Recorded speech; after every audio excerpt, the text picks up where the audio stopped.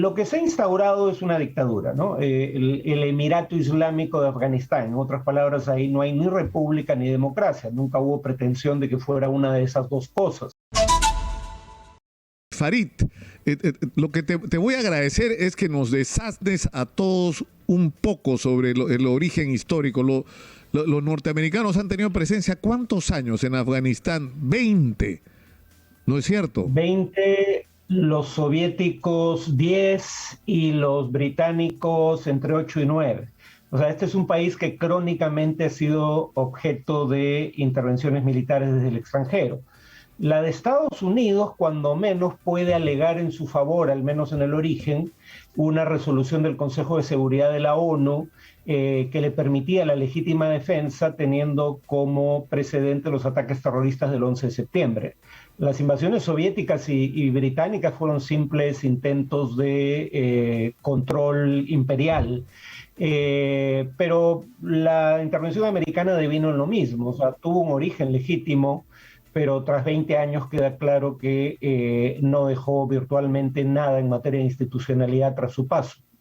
Ahora, lo increíble es que cuando Afganistán estaba invadido por lo que entonces era la Unión Soviética y los talibanes eran la oposición, ¿no es cierto?, la resistencia a la invasión, de quien reciben apoyos de los norteamericanos, ¿no? Porque eso es una paradoja Sí. de la diplomacia norteamericana, ¿no?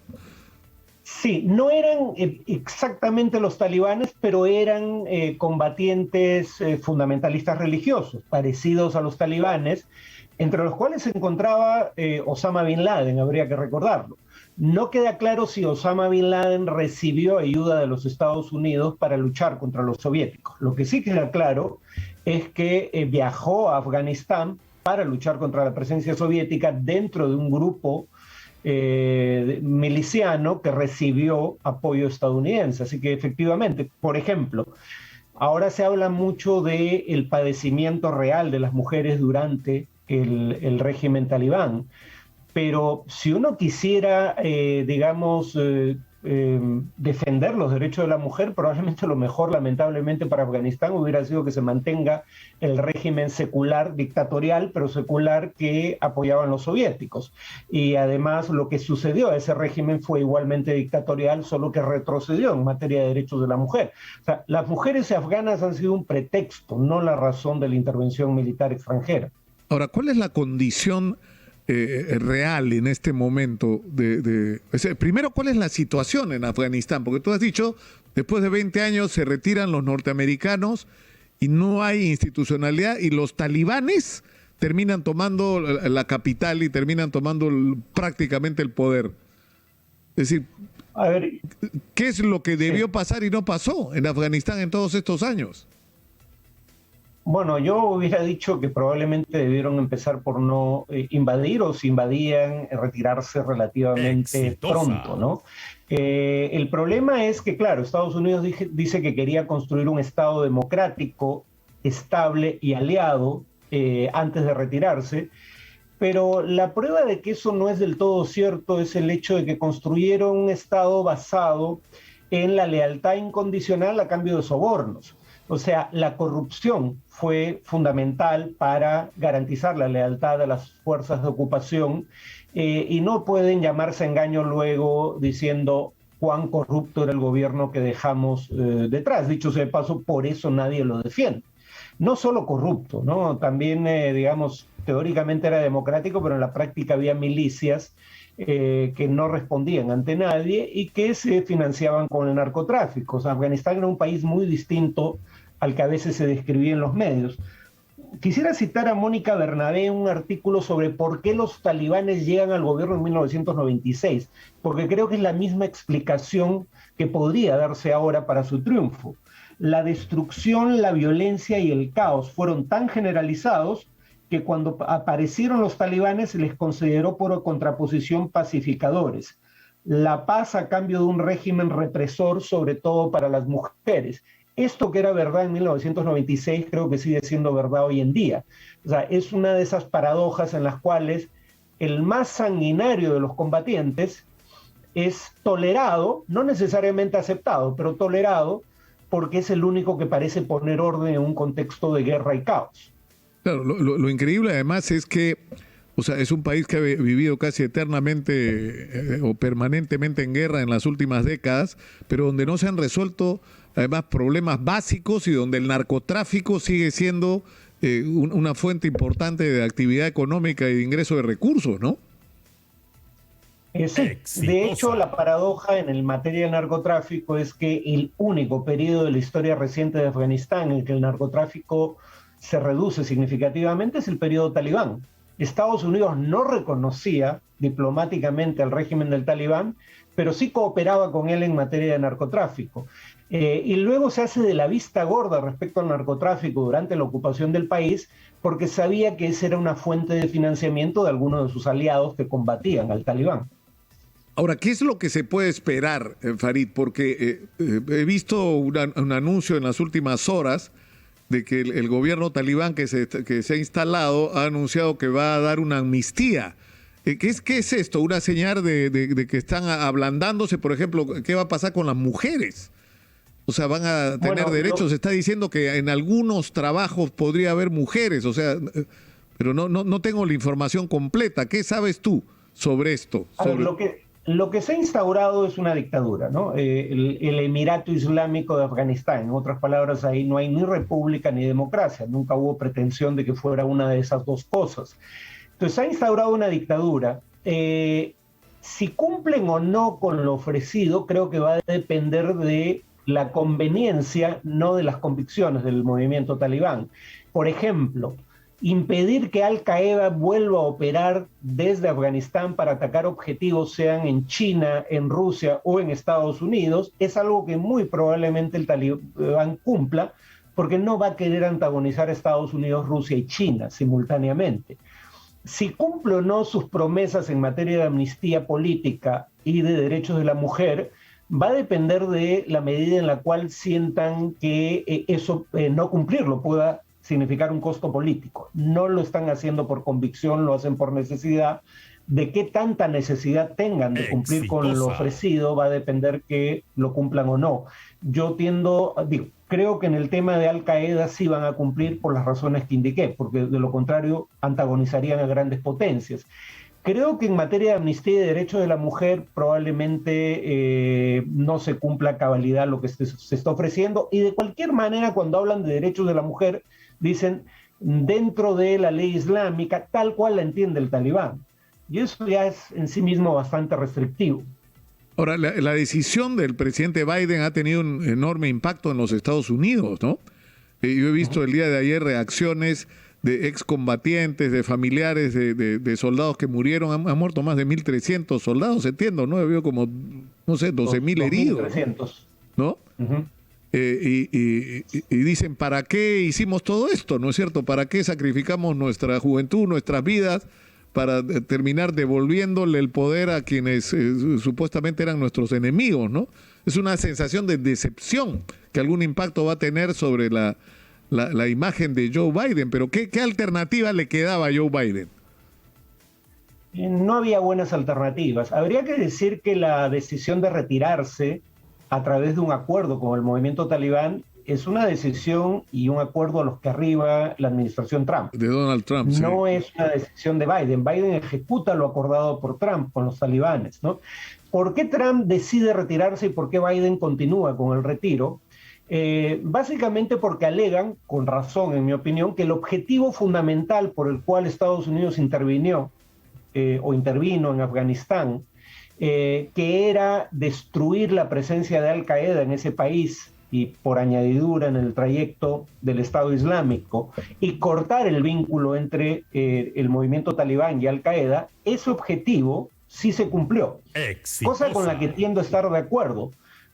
Luego Estados Unidos se traza otros objetivos adicionales, la derrota definitiva del movimiento talibán y la construcción de un Estado estable y aliado. Y en esos objetivos secundarios fracasa estrepitosamente.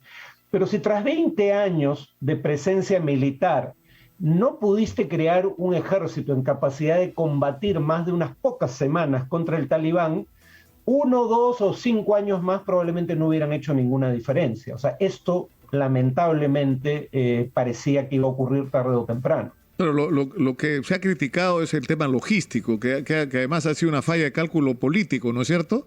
Sí, Es decir, de repente dijeron nos vamos y pensaron que había tiempo, ¿no? Para que sea una retirada ordenada de los extranjeros, sobre todo que permanecían ahí, y de repente los talibanes ya estaban en Kabul, ¿no? Sí, el tema ahí es que lo que nadie calculó fue que los talibanes actuaran con la inteligencia con la que lo hicieron. Hay método dentro de su locura. Sus objetivos últimos son objetivos demenciales, pero son muy pragmáticos en lo táctico.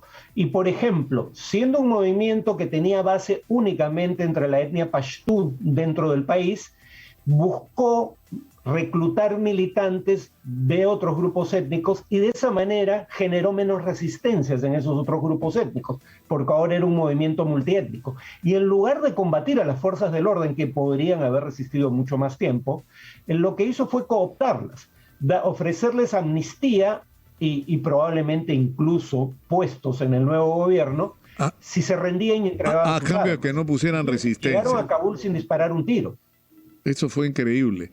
Yo quiero aprovechar, Farid, que estás acá brevemente para hablar sobre el tema de lo que ha ocurrido en México el viernes pasado con la suscripción del acuerdo de este memorándum de entendimiento entre los representantes de Nicolás Maduro y Juan Guaidó. Es un cambio en la situación internacional con respecto a Venezuela.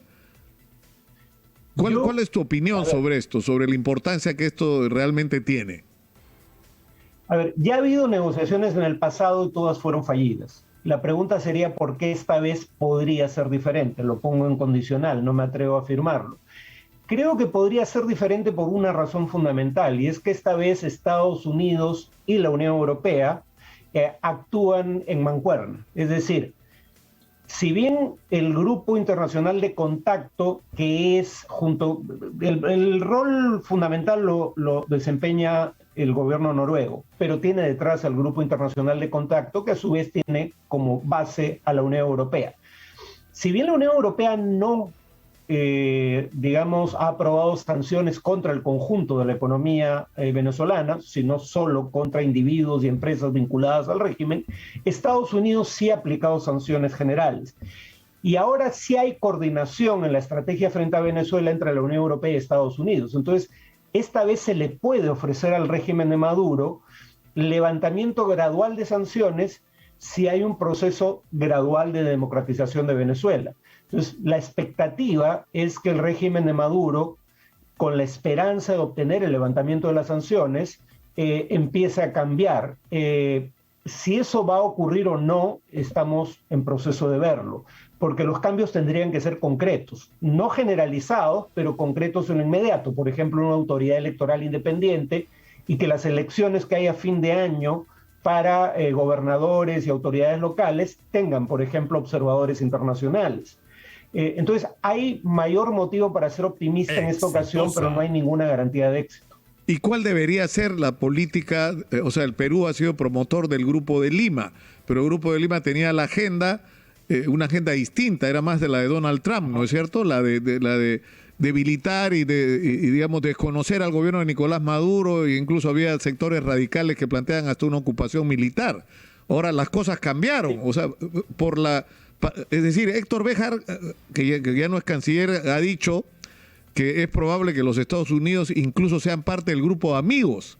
Esta instancia que se ha creado, ¿no es cierto?, para apoyar el proceso de entendimiento entre el gobierno de Venezuela y la oposición. A ver, yo he sido crítico de las declaraciones de Héctor Béjar antes de asumir la Cancillería, pero respecto a la posición que asumió en Cancillería, yo estoy totalmente de acuerdo. El Grupo de Lima, y lo he dicho explícitamente, es un cadáver insepulto. Si el Perú se retira o no se retira del Grupo de Lima, yo no entiendo por qué levanta tanto aspaviento. O sea, no va a hacer ninguna diferencia. Por ejemplo, el Grupo de Lima no cumple ninguna función en las negociaciones que se están llevando a cabo en México en este momento. Entonces, sumarse a la iniciativa del Grupo Internacional de Contacto, en mi opinión, era ir en la dirección correcta. Y eso no cambia por el hecho de que sea Héctor Béjar quien lo dijera. Era una posición, en mi opinión, acertada. Y es lo que deberíamos hacer, a tu juicio. Es decir, se supone que formalmente va a ser el Reino de Noriega el que va a invitar al grupo de amigos, ¿no es cierto? Y hay unos acompañantes que son los Países Bajos y la Federación Rusa. Y hay además la instancia del grupo de amigos. O sea, ¿el Perú debería estar ahí? O sea, yo pensaba que sí, en términos de que además somos afectados directamente por la crisis venezolana. No es solamente un problema de diplomacia, es un problema de que tenemos 1.200.000 venezolanos en Perú, ¿no? A ver, si forman parte de ese grupo de amigos, Estados Unidos y la Unión Europea, ¿qué iniciativa con posibilidades de éxito puede haber como una alternativa a eso? Dicho sea de paso, esto de países acompañantes tiene que ver con el hecho de que la oposición y el gobierno exigen que algunos de esos países sean aliados suyos. Por ende, de un lado, Países Bajos, que reconoció a Guaidó como presidente, de otro lado, la Federación Rusa, que tiene buenas relaciones con el gobierno de facto, pero gobierno al fin de Nicolás Maduro.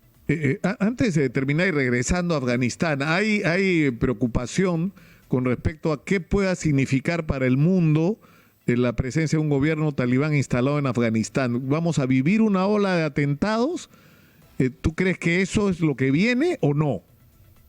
No, por eso decía, ahí donde los talibanes crean que tienen algo importante que perder en caso de no cumplir con sus promesas, probablemente las cumplan. Y donde sí creo que van a cumplir sus promesas es en no permitir que su territorio sea utilizado por el Estado Islámico o Al-Qaeda para atacar a otros países, por la razón evidente de que eso pone al talibán en línea de colisión con China, Rusia y Estados Unidos simultáneamente. Y si algo han aprendido es que no quieren 40 años más de ocupación extranjera. Bueno, y de aquí para adelante serán los propios afganos los que tendrán que ver cómo resuelven el problema de quién los gobierna, ¿no?